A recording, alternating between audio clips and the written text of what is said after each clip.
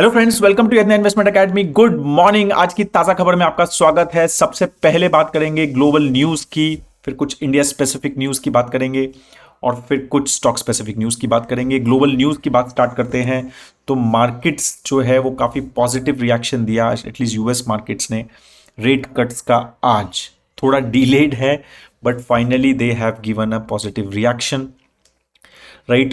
Nasdaq was almost 2.5% up, S&P 500 was almost 1.7% up और डॉ Jones जो है ऑलमोस्ट 1.3% जो है वो अप रहा, राइट? थोड़ा सा डिलेड था reaction. I think they were looking for some more positive data which came from weekly joblessness claim. तो जॉबलेसनेस का एक डेटा आता है वहां पे कि कितने लोग जॉबलेसनेस क्लेम के लिए अप्लाई कर रहे हैं, मतलब जॉब जो पीपल हुआ jobless they apply for some incentive from the government. तो उसमें 4 मंथ्स की गिरावट आई। तो एक जो सॉफ्ट लैंडिंग की बात हो रही है कि क्या हम रिसेशन, मतलब as a US they are going into recession, तो वो एक थोड़ा पॉजिटिव इंडिकेटर आया उसमें कि रिसेशन में नहीं जा रहे हैं शायद। तो शायद सॉफ्ट लैंडिंग की बात आ रही है फिर से कि रिसेशन में भी नहीं जा रही है, इन्फ्लेशन भी लो है और इंटरेस्ट रेट्स भी 0.5% कट हो गए हैं। तो मार्केट्स को ये सारे फैक्टर्स जो हैं वो काफ़ी पॉजिटिव लगे and they gained a lot because of that, right? और overall European markets and global markets were positive as well. अगर हम बारे में बात करें, मतलब जापानीज मार्केट के बारे में बात करें, राइट, या फिर हांगकांग मार्केट के बारे में बात करें, तो they were all positive as well. 10 year G Sec yield जो है वो थोड़ी बढ़ी, वो 3.74 के आसपास परसेंट हो गई। And again the reason was that कि ठीक है, रिसेशन अगर नहीं आ रहा है और इंटरेस्ट रेट्स अब 0.5% का एक बड़ा कट किया, 0.25 एक्सपेक्टेड था, ज़्यादा एक्सपेक्टेशन था, ठीक है, थोड़ा बहुत एक्सपेक्टेशन 0.5 को भी, बट मोर देन थोड़ा मार्केट, मतलब यूएस फेड ने किया ओवरऑल एक्सपेक्टेशन से, तो वो भी 0.5 हो गया। तो अब जो है मार्केट्स को लग रहा है कि भाई ठीक है, अगर रिसेशन नहीं आया और इन्फ्लेशन भी कंट्रोल में रही तो शायद और ज़्यादा फास्ट कट्स जो है शायद ना हो अब। एंड दैट्स वाई थोड़ा सा 10 ईयर जी साइकिल बढ़ा, ब्रेंट भी बढ़ा। अगर हम क्रूड ऑयल की बात करें, and major reason again was that एक तो फेड कट हुआ है रेट और एक्सपेक्टेशन है कि थोड़ी सी अब इकोनॉमी थोड़ी बेटर होगी यूएस की with this, and plus there is obviously a tension in middle east, again new escalation Israel and Hezbollah now Lebanon के साथ, which is happening on the northern borders of Israel. तो वहां पर again एक थोड़ा सा negative news जो है दैट इज कमिंग फ्रॉम मतलब global geopolitical perspective as well.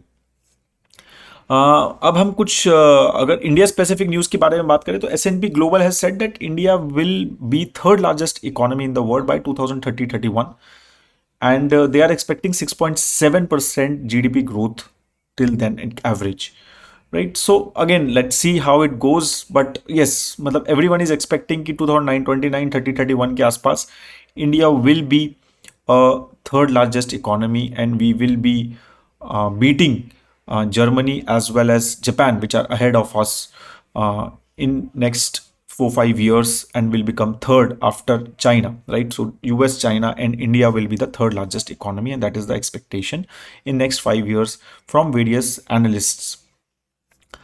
कुछ एक इंटरेस्टिंग और न्यूज थी फ्रॉम एक उत्तर प्रदेश, राइट? तो दे हैव सिक्योर्ड, और मतलब secured in the sense almost 1.15 lakh crore का एक प्लेजिंग टाइप हुआ है in green hydrogen sector, right? तो this is a very interesting sector and lot of investments companies भी कर रही हैं और गवर्नमेंट का भी काफ़ी फोकस है इस पे, राइट? और specially in areas where urea and fertilisers and everything are made, right? तो उसमें ग्रीन हाइड्रोजन का जो यूसेज है वो काफ़ी बढ़ाने की कोशिश की जा रही है from the government perspective as well, and UP maybe that is what the major focus is, that nitrogenous fertilizers and refining में मेजरली हम इसको ज़्यादा यूज़ करेंगे जहाँ पर बहुत ज़्यादा coal and all these products or crude oil is getting used, right, to make those products.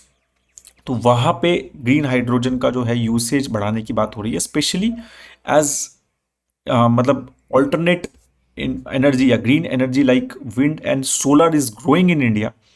तो जैसे जैसे वो बढ़ रहा है तो एक्सपेक्टेड ये है कि दैट कैन तो वो पूरा ग्रीन हाइड्रोजन, मतलब सोलर और विंड से बना हुआ hydrogen, right, can be used in various sectors as well. और काफ़ी सारे और भी, मतलब I have a video completely on green hydrogen, you can see that on my our channel. So lot of other applications are making coming up in green hydrogen space as well.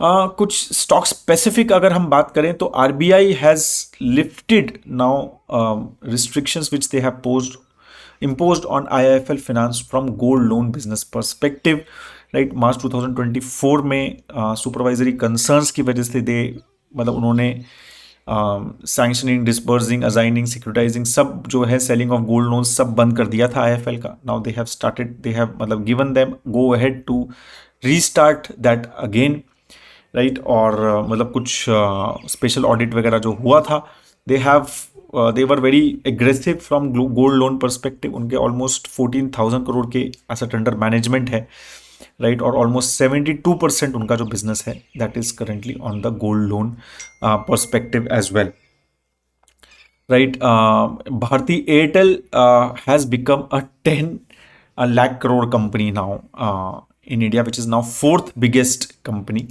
अगर हम बात करें तो in Reliance is biggest with 19.9 trillion, TCS 15.8 trillion, मतलब lakh crore, trillion is lakh crore, right. और HDFC bank जो है वो 13 लाख करोड़ की कंपनी है. और now Bharti Airtel, right, so now it has become a 10 lakh crore as well. And expected obviously ARPU growth, that is average revenue per user growth जो है वो अच्छी खासी एक्सपेक्टेड है. करंटली 211 है, बट मतलब गाइडेंस इज दैट 300 पे हम उसको लेके जाना चाहते हैं, राइट. और काफ़ी बड़े एक, अब जुलाई में वो इंक्रीज भी किया था in the all various plans of Airtel as well. और उसकी वजह से I think market is giving lot of good growth. और लास्ट 1 month में भी शायद जो ओवरऑल स्टॉक का जो ग्रोथ रहा है वो काफ़ी अच्छा रहा है, part of our model portfolio as well.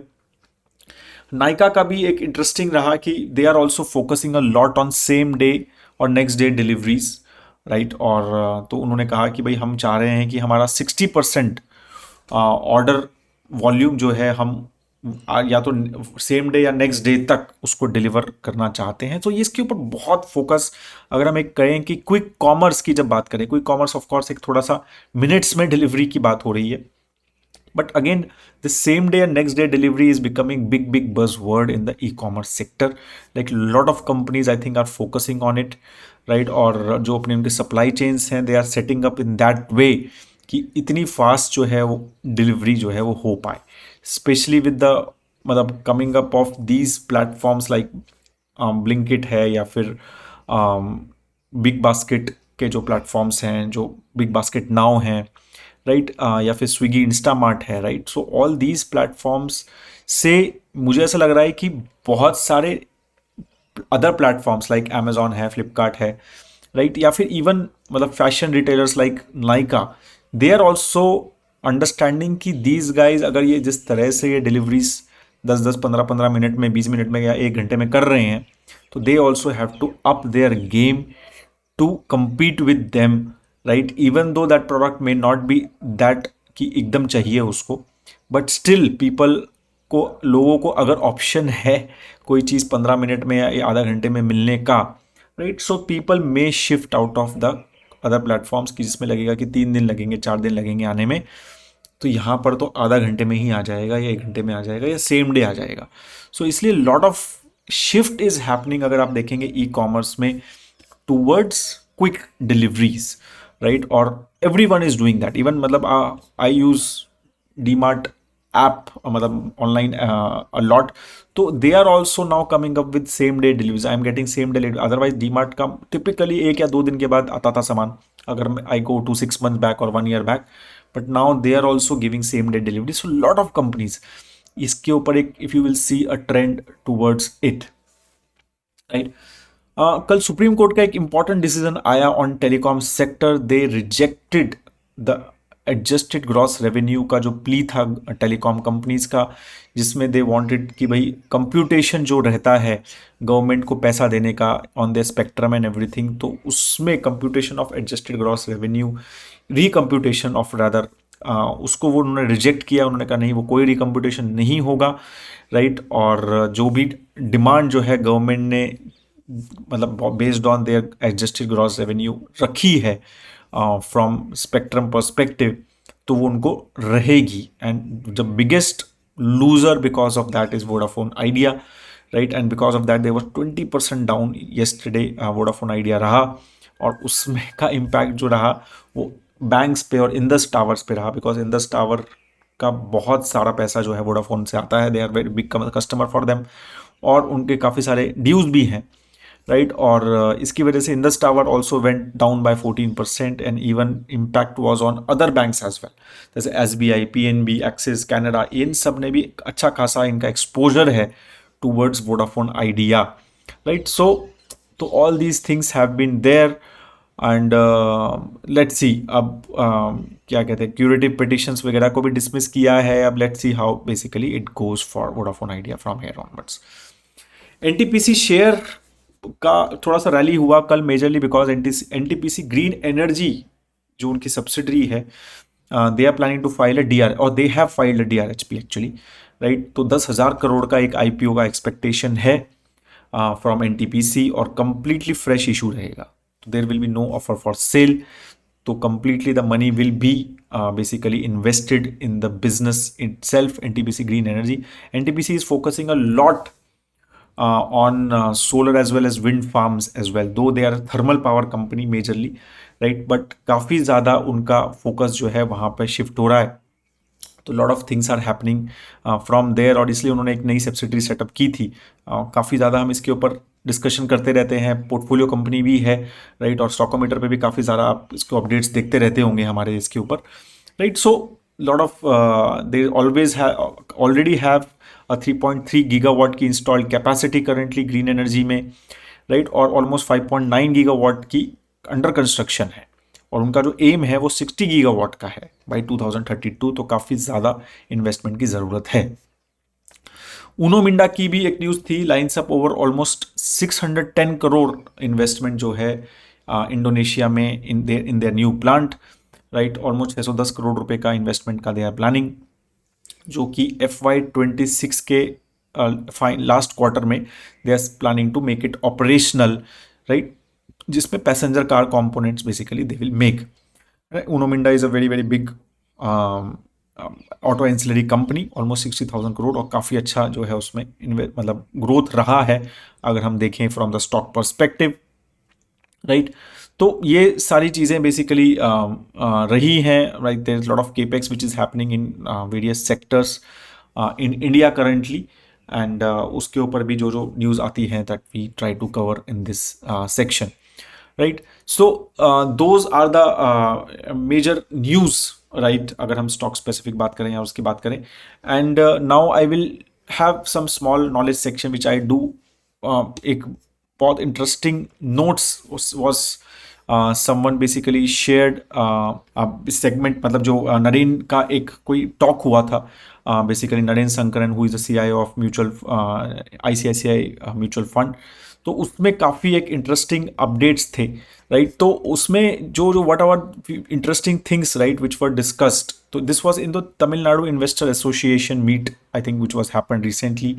तो this again these notes were written by someone called Akshar Jain who is on X, right. तो उसमें कुछ कुछ चीज़ें काफ़ी इंटरेस्टिंग उन्होंने बोली। उन्होंने कहा कि 6 बुल मार्केट आ चुकी हैं since 1991, since he has been in this business, right, or what has worked in across bull markets according to him is that we should avoid extremes of hot bull themes, right. So he said ki just avoid the extremes, right, or moving money to sectors that are underbought. तो हमें अंडरबॉट sectors में basically थोड़ा सा investment करना चाहिए। Yes, short term में ही set कि उसमें आपको गेन नहीं दिखेगा, बट लॉन्ग टर्म में this will make lot of sense. And he gave some examples कि 1991 में अगर हम हर्षद मेहता स्टॉक्स को अवॉइड करते तो हम पैसा बनाते, .com बबल में अगर हम IT को अवॉइड करते तो we would have made money, right. और 2007 के बुल रन में अगर हम इंफ्रा को अवॉइड करते तो we would have made money. तो मतलब ही सेड कि बस जो बहुत ज़्यादा अगर बुल थीम्स से currently, I don't know what should we say, right, railway में भी राइट, डिफेंस में भी, right. So these are the bull themes currently, right. Currently अगर हम बात करें तो again I am not saying कि कंप्लीटली अवॉइड, बट अगेन मतलब you should be restrictive, right. That's what he said. और मतलब और अगर इनको थीम्स को बहुत ज़्यादा हम फोकस ना करके अवॉइड करें तो शायद we will make money in long term, right. और उन्होंने एक बहुत इंटरेस्टिंग पैरेलल भी समझाया था आई थिंक इसमें 1994 बुल मार्केट. उन्होंने कहा bull market in 1994 was also fuelled by liquidity, right. Right. और तो इस तरह की जो बुल मार्केट है इनको टाइम लगता है करेक्ट होने में, क्योंकि लिक्विडिटी बहुत है मार्केट में और हम आईपीओ मेनिया में देख ही रहे हैं, राइट. और वो कब कैसे रुकेगी, राइट. तो उन्होंने कहा कि 1994 की रैली कैसे रुकी थी, तो वो रुकी थी विद एक तो मतलब आईपीओज बहुत आ गए थे, सप्लाई ऑफ पेपर बहुत ज़्यादा हो गया था, ठीक है. तो बहुत ज़्यादा आईपीओज, एफपीओज और ये सब चीज़ें, right. Stake sales by promoters वो बहुत हुए थे और एशियन फाइनेंशियल क्राइसिस आ गया था. तो ये दो चीज़ों की वजह से उन्होंने कहा था कि मोर देन 100 आईपीओज जो हैं वो 1994 में आए थे उस टाइम पे. और बिकॉज ऑफ दैट ये supply of paper exceeded demand and then there was Asian financial crisis as well, and that's why these two things. तो again like lot of time Parimal always says this, right, कि अगर supply है तो demand will automatically come, right. तो promoters and companies are smart enough, they know कि अगर पैसा available है, लिक्विडिटी अवेलेबल है, तो जैसे अभी भी हमने आईपीओ की बात करी फ्रॉम एनटीपीसी, तो companies will come keep on basically sucking that liquidity through new papers, right. और not just Indian companies, like बाहर की भी, अभी हुंडई वगैरह का भी बात हो रही है कि आईपीओ आएगा, तो global companies will also come and they will also, अगर उनको लगेगा कि इजी मनी है, राइट, और सप्लाई अच्छा खासा है and we can easily get a good money here, तो they will also list things here, right. So he said about strong macro factors. India's external position, tax collection, fiscal health is very good. NPAs are historically low. So that's what he said. So again, mid cap, he said कि median mid cap जो है 46 का है P, which is very high, और small cap is around 38.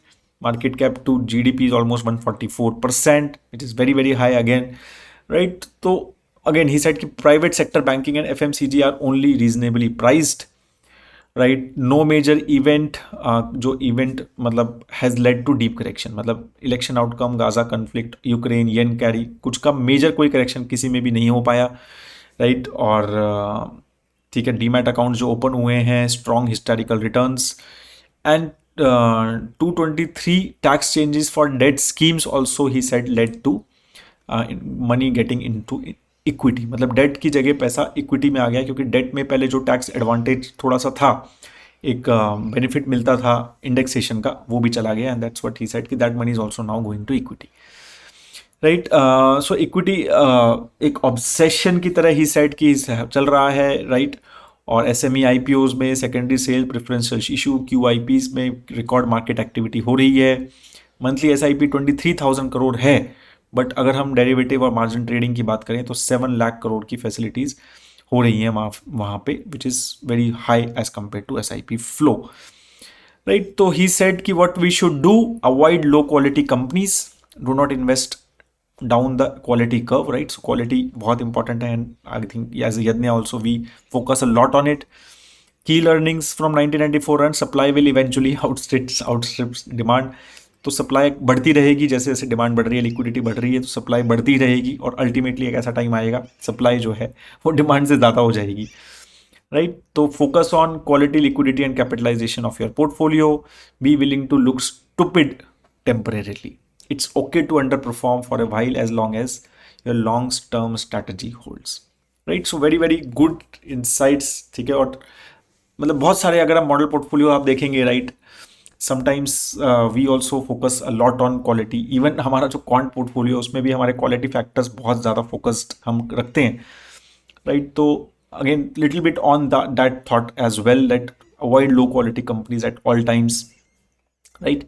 और yes, there will be a time that supply will outstrip at certain times, there will be sanity in market, but we never know, right. बहुत जैसे एक बात, एक I read somewhere कि हो सकता है मार्केट यहाँ से डबल हो और फिर गिरे, right. So you can never know the market in short term, कि मार्केट गिरेंगी या नहीं गिरेंगी, यू कैन नेवर नो. हो सकता है यहाँ से लाइक साइड डबल होके भी यहाँ से हाफ हो सकती हैं, उसके बाद भी हाफ हो सकती हैं, और फिर हमें लगेगा कि गिर गई। तो you can never predict markets in short term, that is for sure. What we can do is manage our asset allocation, go for our financial planning and accordingly invest, accordingly take equity allocation। वो बहुत ज़रूरी है, process follow करो तो you will not go to wrong. That is all, have a great time ahead दोस्तों, जय हिंद।